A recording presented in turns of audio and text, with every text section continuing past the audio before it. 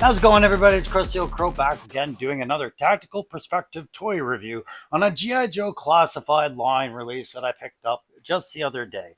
It's a little overdue, as you've probably seen a few reviews on this particular set, but today on Tactical Perspective, I'm going to give my unique views and stances on set number 181, Ralph Steeler Pulaski and Short-Fuze, two members of the OG 13 that I grew up with back in 82. I had both these figures and happy to have them, more so as an adult than I ever was as a kid, just because now I understand the concepts of their trades a lot better. As you guys know, the tactical perspective is based off having that military angle on things from a service in the Canadian Armed Forces that spanned 25 years and several deployments. So I resonate with my childhood collection of G.I. Joe, slightly different than others might. There are other service members that do YouTube channels, and I tend to just kind of have a little bit of fun when I do Joe reviews by applying some general knowledge to that. And today I am going to go heavy into that, guys. You're going to get a lot more than what you usually get. And I'm doing so unapologetically because it's all part and parcel. I love this set. I'm glad I have it. I'm so happy to have my OG 13. I don't know why Eric Freestad couldn't get his name up here the same way Ralph Pulaski could, but hey, it is what it is. As I'm showing you images of the box to get the box out of the way. I never like to emphasize too much on the box because I'm not an inbox collector, but some people are. So here's what you're getting. That's all done and said and good. Let's just talk about why I'm going about it the way I am. You might notice I'm wearing a rather bulky bomber jacket right now. This, guys, is actually a Canadian Armed Forces, I call it an antique, but it's about 20, 30 years old. This is a tank crew commander jacket. You'll notice it's low cut and it doesn't have a whole lot hanging down on it. Comes down right to my belt line, all right? And this is relevant to what I'm going to be talking about with some of the stuff about Steeler. You know, I got my pen holders here, got my pocket here, and that's about it. I got a nice little hood, everything good. This is the perfect jacket for turret work. And I'm going to talk about some of that with Steeler. I'm also going to talk about how Short-Fuze is kind of bowled me over on this set. I'm going to give these figures their tack grade, their play grade, their I don't know what's going on, but there's something going on grade, that je ne sais quoi grade. But I'm going to kick things off, as always, by reading that file card to you for each of these guys. Then we'll review what they're coming with and the buck and all of that. And we'll have a good time doing it, guys. But I hope you guys enjoy this review, and I hope you guys take it for what it's worth, right? I am talking about toys here, but I'm trying to bring you something a little different, as I tend to do with the tactical perspective. So if you like these kind of videos, you know what to do. Like, share, subscribe. Let's go play with some cool toys, guys. All right, well, I'm not going to wear that jacket the whole review. It's a winter jacket, it's warm, and I'm inside. So although it's pretty cold out there, there's no need for it to have it during the review. I just wanted an example. All right, guys, you know the deal. I always go on to 3DJoes or yojo.com, and special thanks to them for the images they provide. And I always pull up the file card of the characters we're doing, right? That's the ultimate testimony and canon for these characters. And that's what I use to decide whether or not I feel these guys are doing their job or represented as such when I do my grading. So let's throw the first file card up there. We'll do Steeler right now. And I'll read you the file card that came out with him in 82 when he came out with the Mobat main battle tank, great little remote tank. But this time he's not coming with the tank, and you'll see that this affects how I do some considerations with this figure here. So Tank Commander Steeler's code name, that's his code name. His file name is Pulaski. For Pulaski, Ralph W. Service number is not relevant here. Primary military specialty is armor. That's, tanks. Secondary military specialty is artillery and transportation. We'll talk a bit about that a little bit later. Birthplace is Pittsburgh, Pennsylvania, and he's an 01. Steeler comes from a blue-collar middle-class background. He put himself through college on an ROTC scholarship and worked as a heavy equipment operator. Familiar and proficient with all NATO and Warsaw Pact AFVs, which is armored fighting vehicles. Graduated armored school top of class, special training cadre X AFV project. I'm sure that means experimental. Artillery school, AFV desert exercise, covert ops school, and he's qualified expert M16, M19, 11A1, and MAC-10 and Uzi. The narrative on him speaks of him being a young, reckless, and often clashes with authority, being the superior officers. But he's one tough soldier, right? So there you go. That's your file card for him. Thanks again, 3D Joes, for that. And we'll just talk a little bit about it. You got to remember back in 82, you had 13 characters and there wasn't a whole lot of personality coming out of those file cards. But what they've just basically generally described is a tank commander, right? He has to have a secondary in artillery these days, especially because that's how we win battles, right? We either do direct fire or indirect fire. The guys who can get the best lock on the target are the guys with the direct fire. They'll communicate back to indirect fire, being artillery and fast air. You need to know how to coordinate that as a commander in a turret. So made sense that would be his secondary specialty in transportation, right? He does a lot of vehicle convoy escorts and supporting tasks and things like that. Supports a lot of movement with tanks. So as a commander, he would probably be OIC, overall in charge of a lot of convoy escort tasks where he can support the security of those movements. So, not a badly written file card, but doesn't tell us a whole lot about his personality other than, he's kind of standoffish with superiors. So looking at him, it's very much what I expected out of Steeler, save but one thing, and I'll talk about that when I get into his buck. But we're going to have a look right now at the kit that Steeler is coming with and the buck together here, and we'll talk about him a little bit. Okay, so I think this is a good level to talk about Steeler a little bit, showing you the buck here. What you got is the black and green going on with kind of a cream collar, but very simple, and it fits right in with the OG 13 simplicity of the bucks, right? They didn't have a whole lot of design to them back in 82 when they first came out, right?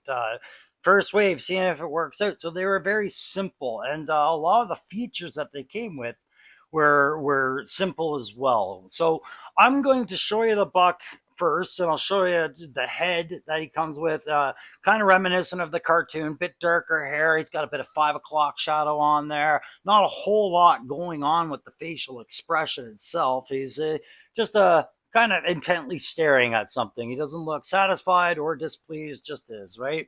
But you'll notice that hair, he's got a considerable length. We call this fob hair, forward operating base hair. Means he's been deployed long enough that he didn't ever had time to see a barber, and his hair's gotten a little shaggy, right? These days, soldiers grow their hair out in the Canadian Armed Forces, but back in 82, he should have had longer or shorter hair, right? So this I only bring up because of the color of the shirt and the length of the hair. He's got virtually zero going on for upward look, right? He can look down, but looking up, very difficult, which you got to imagine this guy sitting in his turret. He's going to have to look up at people at some point to talk to them when they're sitting on top of his hatch, talking down to him. But he can't do that as a figure, right? It's okay. It doesn't come with the tank, so you don't need to worry about it, right? Left, right, no problem. A little bit of tilt, sure. Going down that collar, like I said, it reminds me, I'm not sure if this is Wild Bill or Wreckage's buck to some degree, what parts are being reused. I don't really care.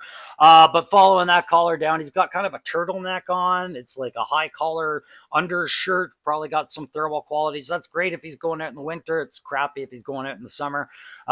Vehicle heater or vehicle AC. You hope one of those two things are working, but it gets hot in there. So I like this look. Everything's working good. He's got this awesome little chest rig holster on there using the ever popular mushroom peg that will close and stay closed. I appreciate that. And it crosses over. If you look at the back, he's got a back post peg, but he doesn't use it. He doesn't need it. He doesn't come with a backpack, and the holster strap actually kind of covers that. But I'll show you the T-pose upward, and the butterflies can get cranked right back. And of course, he can do some lateral crossovers for pistol poses and things like that. With butterflies like this, it's not that big of an issue. He can cross his arms enough. the ab crunch in the center hinge, and then the waistband. And, it's all covered by this belt system. So you don't see that there is a bit of a gap in the waist in there because it's well hidden by that layer, right? It's seating properly. Good enough ab crunch and posability that if he did get a tank, I had to buy mine from Ramen, but if he did get a tank, he would sit in it nicely for the most part. But as we go down the buck, I'm going to start giving you some of that tactical nonsense that I bring to it. Okay. Working down, he's got this new rig harness, like with everything. Like, it reminds me a lot of what you get with Airborne or this Halo diver or Halo jumper there for 60th anniversary. It's all connected to his side pouches and his leg holster. It looks cool. I'll say it. It looks cool. It's got a nice little pouch in there. He could put his map in there, maybe, or some mags for his Uzi. Sure. He's got a sheath on there. We're going to talk about that knife that goes in there. And he's got eyelets for a silencer.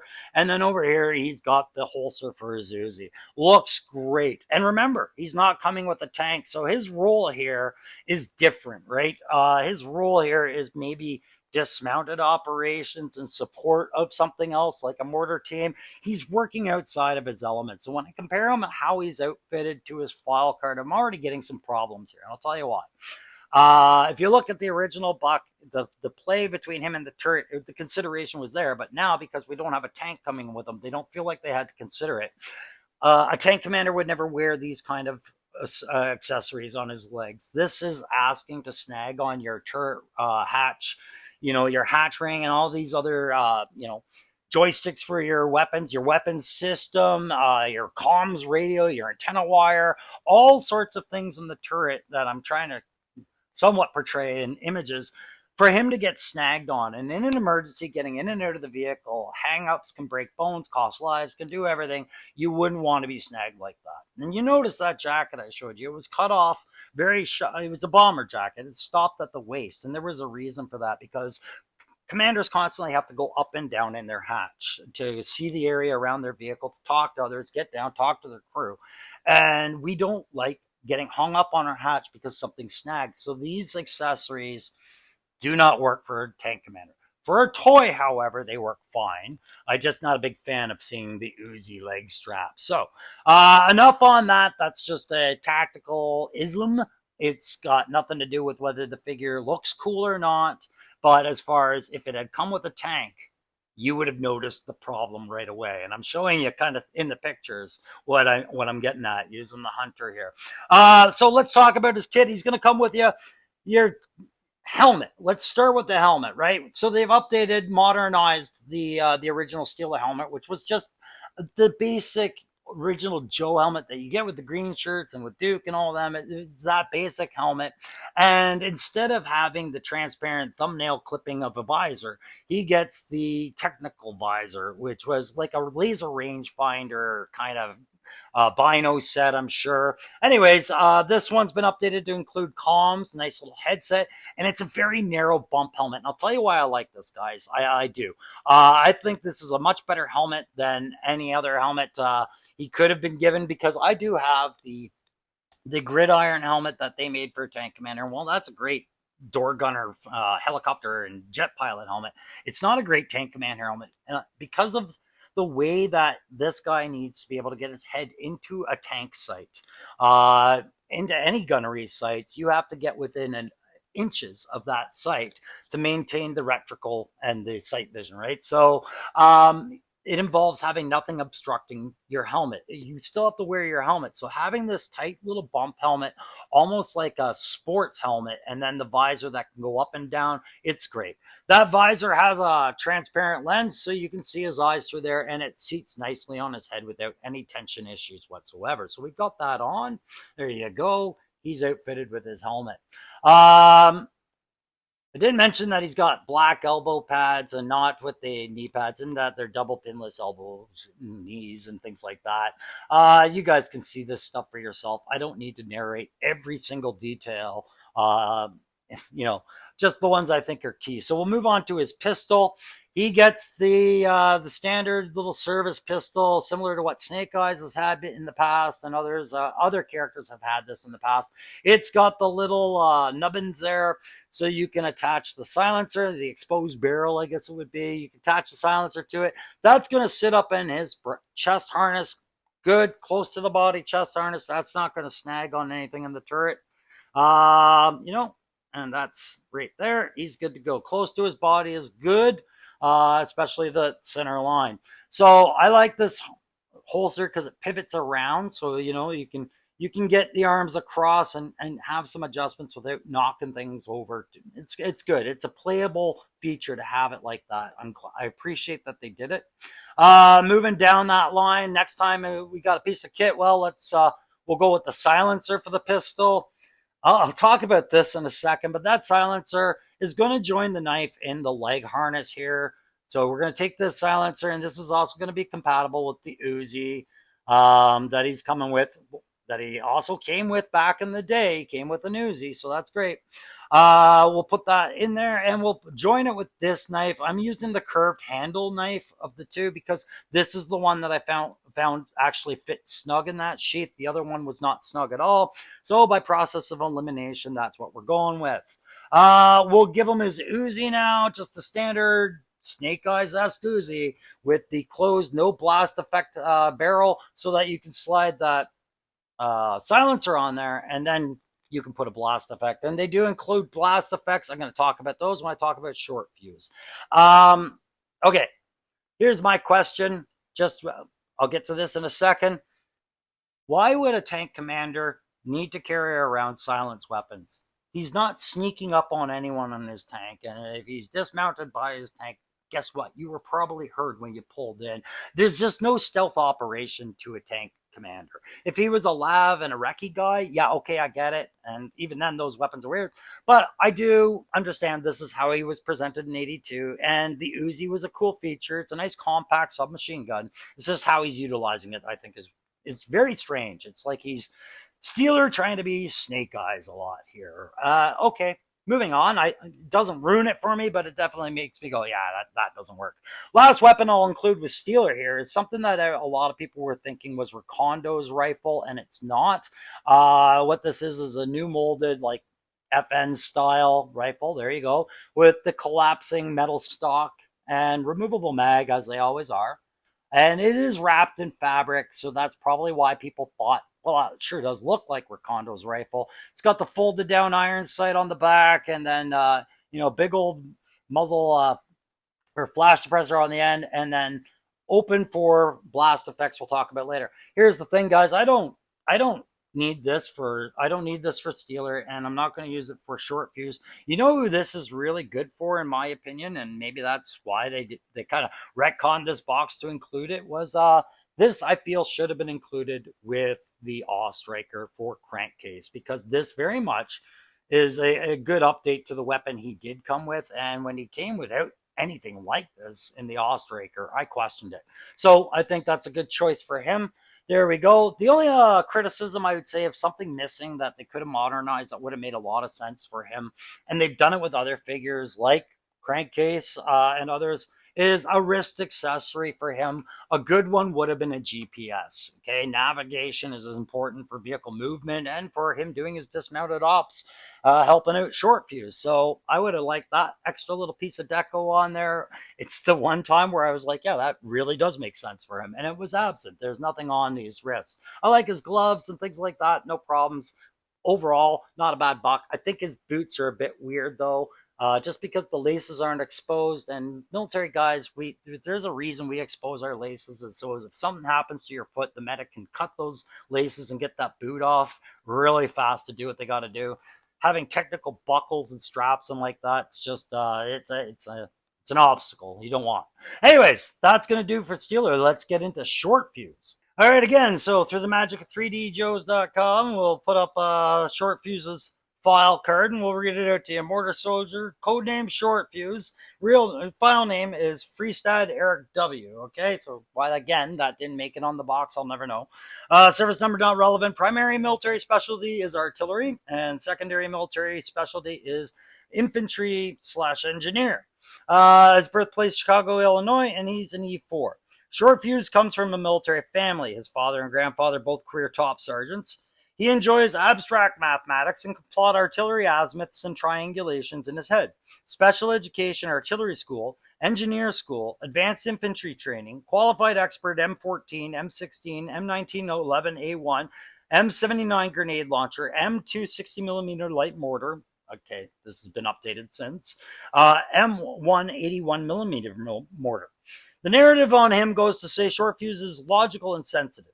He has a tendency to blow his stack, hence the nickname Short-Fuze. Again, an 82 file card, they're not going to go into a whole lot of personality points. They're just giving you one character trait. He's the hothead. Okay, so we got it. Again, I had Short-Fuze in 82, and I, like many kids, was not the biggest Short-Fuze fan because I didn't understand the participation level of a mortar. Right, the mortar wasn't as cool as seeing guys charging with M16s or Uzis or Stalker's pulverizer or even Zap's bazooka. Right, the mortar was just one that a lot of kids were like, yeah, right. Now, with that career in the military behind me, I have a lot more respect for what's going on here and tons of respect for what Hasbro has presented us. All right. That file card on the write up, when they talk about infantry and engineer being backup qualifications, they've basically, in the Canadian Armed Forces, our mortarmen are actually infantry guys. It's a heavy weapons det, and it is part of the infantry formation. It's not a specialized trade. Guys learn mortar. They get assigned to a mortar team. Mortar teams are always 2-man or more, right? You need somebody carrying the ammo, and you need somebody assembling the weapon, and then the guy on the radio getting the coordinates of where you're doing, right? It's a coordination effort. It's a crew served weapon, but so was Bazooka's weapon. So was Snow Serpent's weapon. So will be Zap's weapon, right? Crew served 2-man weapons. So when G.I. Joe shrinks it down to a 1-man war machine, I think they've done a good job with Short-Fuze with some minor discrepancies. All right. Let's get into the buck right away. I'll show you. He's got that, very cool haircut. This one is more like Fury for a tank commander than Steelers is. Because you see me using Fury as some of the images in these. But he's got that very close hair, close shaved head around the back of it and the sides, high cut, and then he's got a cowlick on the top, moving that blonde hair into a swept. You can tell he does some styling. Again, a plain expression, nothing a whole lot going on. Some good details to the face, but nothing overly committed to a certain mood, if I can say that. Working down, you can see for him, and again, this is that classified 2-piece neck system. His head tilt should go up a little bit, and it does. It doesn't go up as much as I would like, but it goes up more than Steelers, and it looks down, and again, left, right, tilting, not so much a problem. I find the neck is quite stiff in this one, stiffer than I'm used to with them. Working down, same buck quality as what I went over with Steeler, with the butterflies, double pinless knees and elbows, and where all the points of articulation are. I will say that the chest rig on him, it does sit below the peg, so you don't have to feed the backpack through the extra deco layer. You feed it above.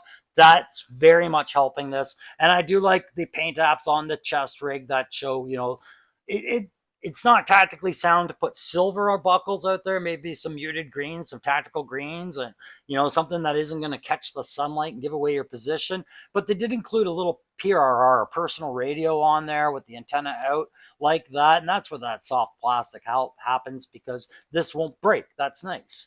Others have tried it and it snaps, and it's unfortunate because it's a good quality put in there.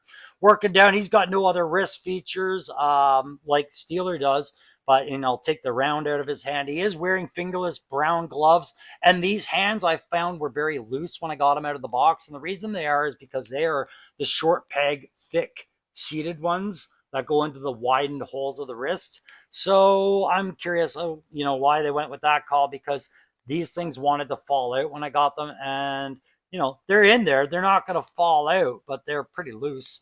Same as the upper torso is a little shaky on him. He's got the jitters, But working down that line, his belt will slide down over his waist if you want it to, but it's not connected to his pouches inside holster. And I'm like, why'd you do it for him but not for Steeler? Okay, okay. Anyways, I like the deco on this, the brown with the black straps for his holster. Nice little pouch where he can probably store his map and, field message pad, stuff like that. And just like on my jacket I showed you at the beginning of the video, he's got a place to put his Stadler pens. I wish legit they'd start detailing some colored pens in on some of these guys who have to write down grids. The pants plain. This guy is basically a green shirt trooper, like one of the GI Joe retro card troopers, but with the unique head and equipment. Right. This sheath for his knife, I don't like it here. I find that as soon as I start working the ankle, this thing drops down, and I also don't like that they stacked both the holster and the knife on the same leg. I'm probably going to move the knife over to his other leg. Yeah, and go from there. But I'll do that when I have a hair dryer sometime after the review. So that's the buck for him. Some nice colored two-tone green on that shirt. So they've mixed up the good paint apps, and of course he has laced boots, which I earlier mentioned make more sense for him, right? So let's talk about the kit as we put some of it away. We'll take his pistol for. Actually, no. We'll start at the helmet. Starting at not the helmet, the glasses. They've given him a set of glasses. That's a new look for him. I appreciate it. Nice clear lens glasses. Mine weren't mangled or warped. They are straight armed, and they do seat on the head. It's not the firmest fit, but it is there, and it does look appropriate once I have it on there. Now that I do it in front of the recording, oh man, I got the jits. There we go. So you can get the glasses on there. And then where you have to have consideration with this is this does make it a little tricky to get the helmet on there. What I find helps me is visor up, splay the earphones out, and come at it from the back with your thumb on the glasses. And you should be able to retain the seating on those to an acceptable standard. I will correct mine, but if you do it, you'll have success. Me, I'm trying to show you, so I struggled. But there you go. So you can wear the glasses under the helmet. It's just extra consideration. That helmet, we've seen it before with the MMS and Hawk. It is that slanted down visor, an updated, more ballistic sensibility kind of idea helmet. Has the MVG mount and the comms pack in the back, and then the headphones. They've thrown a couple of paint apps on it, but I would have liked some black on the headphones. Would have benefited from a third paint app, I think. But fine helmet. And again, we're upgrading from that old helmet that he came with, which used that fingernail clipping of a visor. If I want that, I can pull it off a green shirt. Moving on now. We'll go down the line. What are we going to talk about first? We're going to talk about his pistol. His pistol is Outback's pistol set. Got that grip tape around the handle and a rigged little, looks like a flashlight, but they've given it a blast port there, which I think is ridiculous. We don't have a laser and we don't have a light beam, but for some reason they thought this should be shooting something. Anyways, 2 blast ports on the end of that. Weird choice, but we'll put that into his good choice leg holster. Let's do that now. And kazow. While we're on that same leg, we might as well talk about that knife. That knife that I'm putting in there is the straighter handled one of the two. A little bit longer blade, similar paint apps. Silver and black, and that's going to slide nice and snug into that sheath. Notice I pinched the sheath to keep it from riding down because it does ride down from time to time. It's annoying, but doesn't ruin things for me. Again, I plan on moving it. While we're covering that kit, I'll include you the rifle that also comes with Outback in both Tiger Force and the original classified design with that very skinny and easy to slip out mag, forward hand stock, dual tech sight system on there. Very cool little compressed submachine gun. And this is also good for armored crew as well. But the strap would, I'd want it to be functional more so than it is. If I continue to do this, I'm going to break it. So he gets that. Looks good with him. Moving on to the last piece of Outback kit, which is his little collapsible shovel. All right, that's going to peg onto the cooler thing, the vest, the backpack.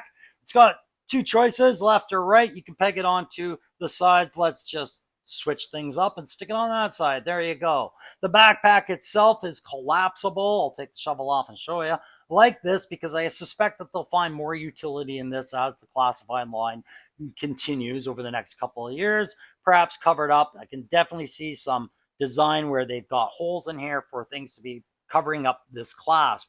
So having put the shovel back on, and you can see that this folded up and down, this is only meant to accommodate the mortar.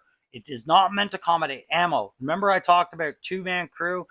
Who is carrying his ammo? He has 1 round to fire and 1 round only, and he is not carrying any more ammo. I feel like that's a little bit of error, and it's about plastic allocation we'll talk about here. However, this, as a toy is a lot of fun because of the functionality and because it does such a fantastic job holding this mortar. Let's have a look at that.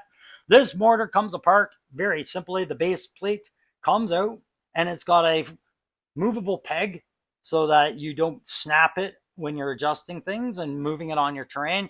And that is going to go into the hole midway up the bottom of it and snap back in there. And you're going to collapse your tripod, and you're going to put the handle through the slot on the back of the backpack and clip that right in like such. And there you go. That's all it takes to get this backpack on. And this backpack is a nice seat, good fit. Everything's going on there. Now, when we get into this beautiful mortar round, and I use this mortar round, and I say beautiful as in it's not painted, which sucks, but it is a new design.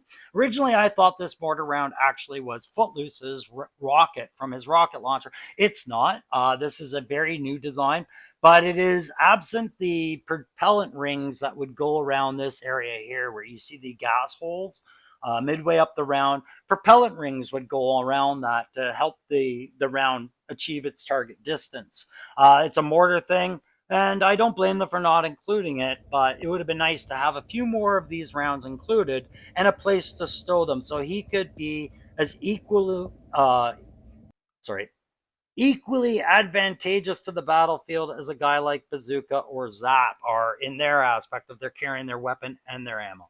Realistically, he needs somebody else running around with, a couple of handfuls of ammo crates behind him. So there you go. Trying to show you as many pictures as I can to show you how much I do like that mortar, and I like this buck. I think Short-Fuze is probably the one I like more out of the set, surprisingly so. The last thing I'm going to talk about is, and for this I'm going to take the mortar back out, is these blast effects. All right, so they've thrown us the same blast effects you would get in the Cobra Viper 3-pack, whatever number that was, 147 or 140, whatever. So this beautiful mortar, and we do get a mortar round, right, that does fit in the mortar tube all the way down. This mortar tube, it'll fit down to there, and you can see the fuse set right on the tip of the round. So cool. Mortars have a variety of things you could have included as a blast effect. A puff of smoke, absolutely nothing. Huge plume of whatever, you could have gone with anything. Let's talk about a gunnery term we learned called target coincidence. And that's where the factors surrounding two moving targets that are trying to engage each other, when those factors align so that the physics and the principles of that engagement are all met and the conditions are met that they can engage, that's target coincidence. For Hasbro, that's when we can save as much money as we can, getting as much reuse as we can, and find a new practical use for something and say that's the solution, right? So for them, it's including these blast effects, and they show us an image of a mortar firing out of this, right? So here's how they're accomplishing that. They put in a little hole in the back of this round, unlike other rounds, little hole in the back of this round, and it's a very teeny tiny hole. And what that is that's their jury-rigged idea, right? It's not so that you can do this, right? That looks not bad for a rocket, I guess, but you're not doing that. What you're doing is you're taking the conical effect, blast effect, right? Which is meant to peg into the end of a rifle, like all of these do, like that. You're trying to place this and wedge this into the end of the mortar tube, like so, okay? I guess maybe green stuff helps, does things like that. Now what you're doing is you're taking one of the shooting effects, like this, and you're placing the thinnest, bendiest piece of that right into the back of the mortar around there. And then you're pegging that into the blast effect as it was designed to be, right? And putting that in like that. Now, I don't blame them for showing it to people like that and doing that. But here's the thing. You can already see the weight of the round is starting to pull that effect down. So what we have is probably going to be a misfire. Instead of engaging the target at 1,000 meters out, this round is probably going to drop at about 50 to 100 meters because the arc can, it's just not a good effect. And honestly, it's just a coincidence that they came across to make it work and then they kind of forced it to work, right? So I can understand their desire to do this, but this thing deserved its own blast effect. 100% deserved its own blast effect and it didn't get it. So that's all I wanted to talk about on that, trying to remind everybody that for 77, I think Canadian minus my discount. You get a lot going on in this set. You don't get this. You get a lot going on in this set, and it's all cool. But in the end, some of the function of it seems a little ad hoc. Anyways, let's give these guys the grades. For Steeler on the tack grade, I'm just gonna go with a solid 3. Whatever they've got them designed to be right now, it's it's kind of not working for me because I can't get the idea of him being a tank commander out of my head. As I bang my mic, I wish I hadn't done that. But yeah, you can't get the idea of him being a tank commander out of my head. So those leg harnesses, as cool as they look on the fig, I'm probably one of the only guys that's going to sit there and say, no, they suck. So 3 on tack. Everything else is working cool. Like the updated helmet, like the simplicity of the buck and the uniform, the jumpsuit, all that's cool. Not coming with the tank just puts him in the same category as Copperhead Cover Girl, which is frustrating. But play grade, that's going to cost him too because he is synonymous with a piece of equipment that is absent from the Joe line that Ramen, jumped in and gave us an option for. Without the tank, I can't say that I'm playing with Steeler to the maximum of his potential here. Again, using the file card as a reference, I don't feel like the guy's really doing his job when I play with him. Yeah, I had to go somewhere else to get him the rest of his kit, right? So I'm going to go with a 2.5. I'm going to say right up the half. Right up the half. It's not about whether he looks cool or not. This is one man that needed his vehicle more than any others I can think of. So, je ne sais quoi factor, though, I'll go with a 4. They avoided going Sunbow crazy with oranges and blonde hairs and bags under his eyes. They could have done a lot of things to try and sell this figure harder, but they stuck with that OG simplicity, the OG 13 simplicity. I'll respect it. Steelers going to get a slightly better grade, guys. I feel like for tack, Steelers got a lot going on here. There's really not a whole lot I'm going to ding them on. So for tack on him, I kind of want to go with a 5. I want to go with a 5. Just that I'm going to switch the knife sheath onto a different foot when I get the chance. But the mortar and everything like that is great. Where I'm going to dig them for the rounds and the simplicity of it, like not including more rounds or a way to carry them, I'll ding that on play. I'll ding that on play. I'm going to give him a 4 on play because that mortar's phenomenal, but he's a one-shot wonder. Who can't sustain himself on the battlefield the way that Bazooka, Zap, and the Snow Serpent can, with ammo. So no problem there. On the je ne sais quoi for him, I'll just average these out. He would have been a 5, sure, but I gotta take away somebody's grade somewhere for this ad hoc blast effect conundrum. We're paying for these guys. Just remember, this is incorporated into the weight of plastic that they decide to make the price. And rather than give you some extra hands or some different ideas here or extra rounds or maybe more function on the backpack, even though it's good, they decided that they wanted you to have a blast effect that really, like I said, it's ad hoc. These become redundant and, a couple of these would have been fine for excuse for the rifles to go with them, sure. But when I see them being used as, hey, look, you can make your mortar round look like this by using these pieces, creative but not effective. Anyways, guys, that's gonna do it for my review on this one. It's a great set for me. I love it, but like I said, these little annoyances I have, I don't expect you to have them. They're just part of the tactical perspective of things. Thanks very much for joining me on this one, and we will catch you very soon on the next tactical perspective. Take care.